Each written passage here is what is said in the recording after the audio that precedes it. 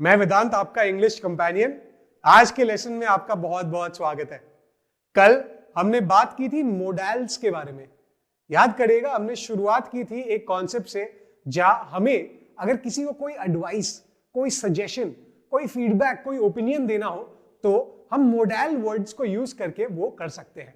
साथ ही में हमने ये भी समझा था कि मोडेल वर्ड्स को यूज करने का जो स्ट्रक्चर होता है वो सिंपल फ्यूचर टेंस जैसा ही होता है। हमें सिंपल फ्यूचर टेंस के फॉर्मूला से विल शब्द को हटाना है और अपने मोडेल शब्द को जोड़ना है। हो गया हमारा मोडेल सेंटेंस तैयार।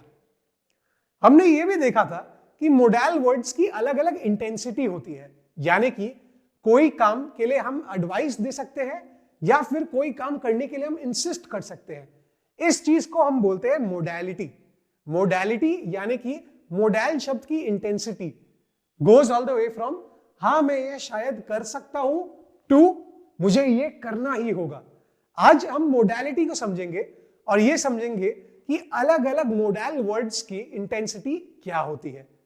आइए आज के लेसन को शुरू करते हैं। स्क्रीन पे दिए गए चार्ट को ध्यान से देखिएगा और मेरे साथ साथ हर एक मोडेल वर्ड की इंटेंसिटी को यानी कि मोडेलिटी को समझिएगा। सबसे नीचे सबसे कम इंटेंसिटी वाला जो मोडेल वर्ड है वो हो गया माइट। माइट यानी कि ऐसा हो सकता है मैं करूं, ऐसा हो सकता है मैं ना करूं, मुझे नहीं पता, but slightly on the negative side, यानी कि ऐसा हो सकता है मैं ना करूं। इसके सेंटेंस को अगर हम देखें तो सेंटेंस का एग्जाम्पल कुछ ऐसा है, I might have time, I am not sure yet. मेरे पास टाइम हो सकता है बट मैं श्योर नहीं हूं, मुझे पता नहीं है। तो मोडेल्स के कॉलम में सबसे नीचे हमारे पास आ गया माइट। माइट से थोड़ा सा ऊपर आएगा मे का थोड़ा सा और ज्यादा पॉजिटिव कॉनोटेशन होता है। मे के एग्जाम्पल से ही आपको ये समझ आ जाएगा। आई मे गो विथ यू यानी कि ऐसा हो सकता है, इसके चांसेस थोड़े ज्यादा है कि मैं तुम्हारे साथ चलूं। आई विल डिसाइड सून। माइट में उसने ऑलमोस्ट नो बोल दिया था, बट मे में वो कंफ्यूज्ड है, एकदम 50-50 पर है। आई मे गो विथ यू, मुझे अभी तक पता नहीं। माइट में ऐसा है कि ऐसा हो सकता है मेरे पास टाइम नहीं हो, बट मे में वो एकदम स्टेबल है, एकदम 50-50 वाले लाइन पर है। तो I may go with you, I am not sure yet, I will decide soon. तीसरा जो मे के ऊपर आता है वो है कुड। कुड अब जा रहा है थोड़ी पॉजिटिव वाली साइड पर, यानी कि थोड़े अफर्मेशन यानी थोड़े के हाँ वाले साइड पर। I could bring my friends if you like, यानी कि मैं अपने दोस्तों को ले आऊंगा अगर तुम्हें ऐसा ठीक लगे। तो आई कुड, मैं लाना तो चाहता हूं, मैं ला सकता हूं, बट अगर तुम्हें ठीक लगे। तो कुड का यूज तब करते हैं जब हमारी तरफ से पॉजिटिव है बट हमें सामने वाले से कंफर्म करना है। I could, you could, we could do this, but do you think it is right? क्या हमें करना चाहिए? तुम बताओ। मेरी तरफ से तो सही है। कुड के बाद आता है कैन। कुड के बाद आता है कैन। कैन में भी हम ये बोल रहे हैं कि मैं तो कर सकता हूं, तुम अपनी तरफ से बता दो हाँ है कि ना है। I can come over later today, यानी कि I can come over to your place, मैं तुम्हारे घर आ सकता हूं आज लेट, तुम बता दो मुझे कि मुझे आना चाहिए कि नहीं। तो जैसा कि आप देख सकते हैं कुड और कैन में बहुत ज्यादा फर्क नहीं है। कुड को भी उसी तरीके से यूज किया जाता है जिस तरीके से कैन को यूज किया जाता है। कुड में मैं सामने वाले की ओपिनियन को थोड़ा सा ज्यादा वेटेज दे रहा हूं, कैन में मैं सामने वाले की ओपिनियन को थोड़ा सा कम वेटेज दे रहा हूं। तो अभी तक हमने मोडेलिटी वाले टेबल पर 4 मोडेल वर्ड्स को देख लिए हैं। सबसे पहले था माइट, मुझे नहीं पता, शायद नहीं होगा बट मुझे नहीं पता। और उसके बाद था मे, 50-50, मैं कर भी सकता हूं, मैं नहीं भी कर सकता हूं, तुम बताओ मुझे। आई मे, मैं बता दूंगा तुम्हें। उसके बाद आया कुड। कुड यानी कि थोड़ा पॉजिटिव साइड में है कि मैं ये कर सकता हूं बट तुम्हारी मुझे अफर्मेशन या कंफर्मेशन चाहिए। उसके बाद आया कैन कि मैं कर तो सकता हूं 100%, मैं तुम्हें बता देता हूं। मैं कर तो सकता हूं, मेरे तरफ से 100% डन है, मैं कर सकता हूं, तुम बता देना इसके आगे क्या करना है। इसके बाद आ जाता है शुड। शुड यानी कि मुझे करना चाहिए।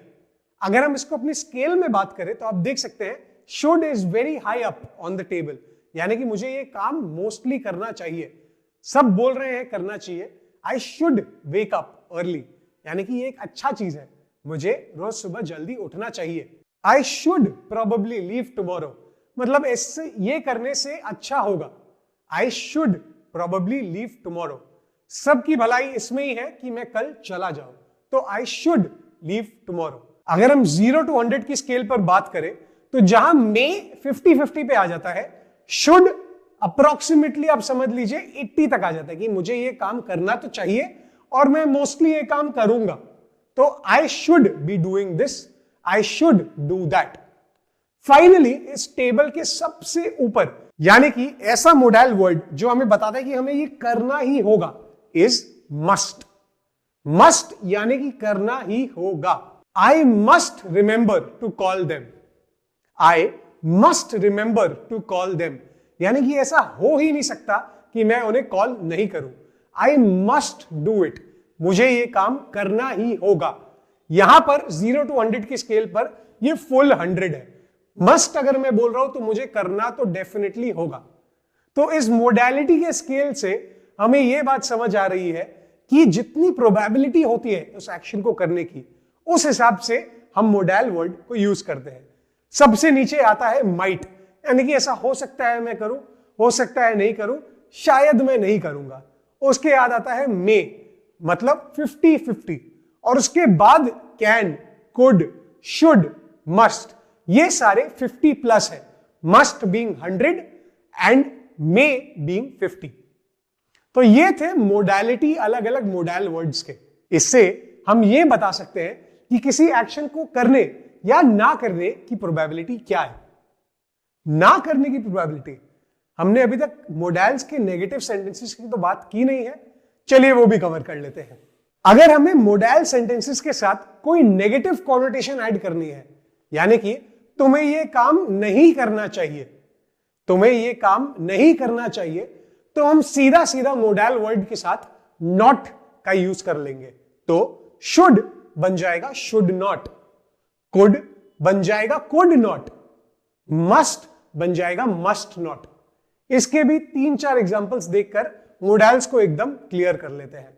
We should not disturb others, यानी कि हमें दूसरों को डिस्टर्ब नहीं करना चाहिए। We should not disturb others. We can not reach school late, यानी कि ऐसा हो ही नहीं सकता कि हम स्कूल में एग्जाम के लिए लेट पहुंचे। We must not reach school late. They can not make so much noise, यानी कि उन्हें इतना आवाज नहीं करना चाहिए। They can not make so much noise, यानी कि हमें अगर कोई मोडाइल वर्ड के साथ एक नेगेटिव कॉनोटेशन अटैच करनी हो तो उस मोडाइल वर्ड के बाद हम सीधा सीधा नॉट वर्ड को लगा देंगे। जैसे ही हम नॉट वर्ड लगाएंगे उस सेंटेंस को हम नेगेटिव में सक्सेसफुली कन्वर्ट कर चुके हैं। इसी के साथ हमारे मोडाइल वर्ड्स का कॉन्सेप्ट कंप्लीट हुआ। याद करिएगा, मोडाइल वर्ड्स ऐसे वर्ड्स होते हैं जो उस एक्शन यानी कि उस वर्ब के होने या फिर ना होने की प्रोबेबिलिटी के बारे में बात करते हैं। ये प्रोबेबिलिटीज को हमने हमारी मोडालिटी टेबल्स के साथ सीखा था कि शुरू होता है माइट से और एंड होता है मस्ट पर। माइट यानी कि स्लाइटली अनश्योर नेगेटिव में, और मस्ट यानी कि 100% श्योर, करना ही होगा। इनको सेंटेंसेस में बनाने का स्ट्रक्चर बहुत ही सिंपल है। हम वर्ब के पहले अपने मोडाइल वर्ड को प्लेस कर देंगे और हो गया हमारा सेंटेंस कंप्लीट। आई होप आपको ये कॉन्सेप्ट बहुत अच्छी तरीके से समझ आ गया होगा। आज के लिए बस इतना सा, अगले लेसन में हम दोबारा मिलते हैं। Goodbye and all the best.